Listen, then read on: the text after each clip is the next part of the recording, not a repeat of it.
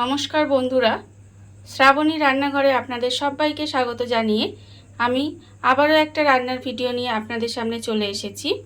আজকের আমি আপনাদের করে দেখাবো মাছের ডিমের চাটনি। তাহলে চলুন এই মাছের ডিমের চাটনি আমি কিভাবে বানাই সেটা আপনারা একবার দেখে নিন। মাছের ডিমের চাটনি বানানোর জন্য প্রথমে আমি এখানে গ্যাসটা অন করে একটা কড়া বসিয়ে দিয়েছি। এইবার আমি কড়ার মধ্যে দিয়ে দেব জল। এখানে আমি বেশ কিছুটা পরিমাণে জল দিয়ে দিলাম। এইবারে আমি এর মধ্যে দিয়ে দেব মাছের ডিম।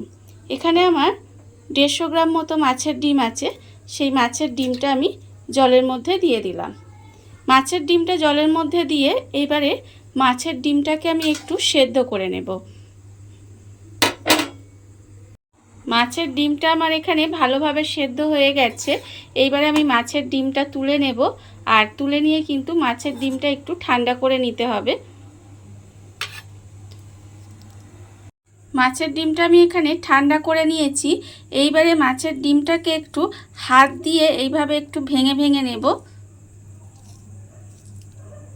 ভেঙে ভেঙে একটু গুঁড়ো গুঁড়ো করে নিতে হবে মাছের ডিমটাকে।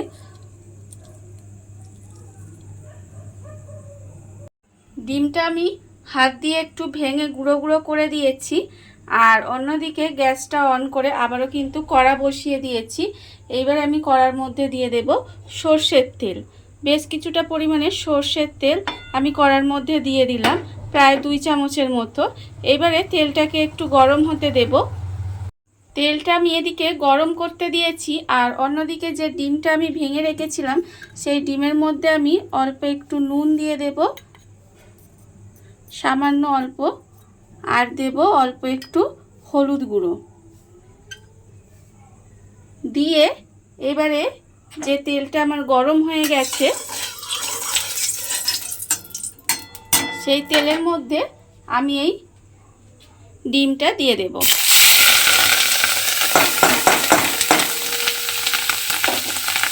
ডিমটা দিয়ে এবারে খুব ভালোভাবে ডিমটা ভেজে নিতে হবে একটু লাল করে।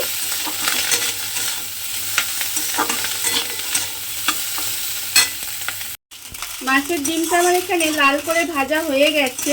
এবারে মাছের ডিমটাকে আমি আলাদা করে ঢেলে রেখে দেব। মাছের ডিমটা আমি আলাদা করে ঢেলে রেখে দিয়েছি।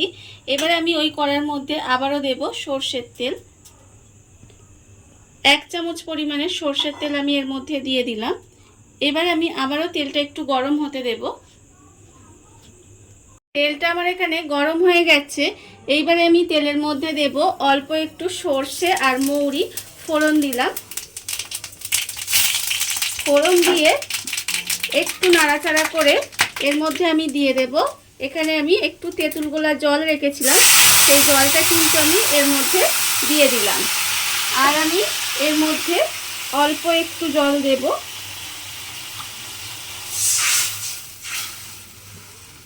জল দিয়ে দিলাম।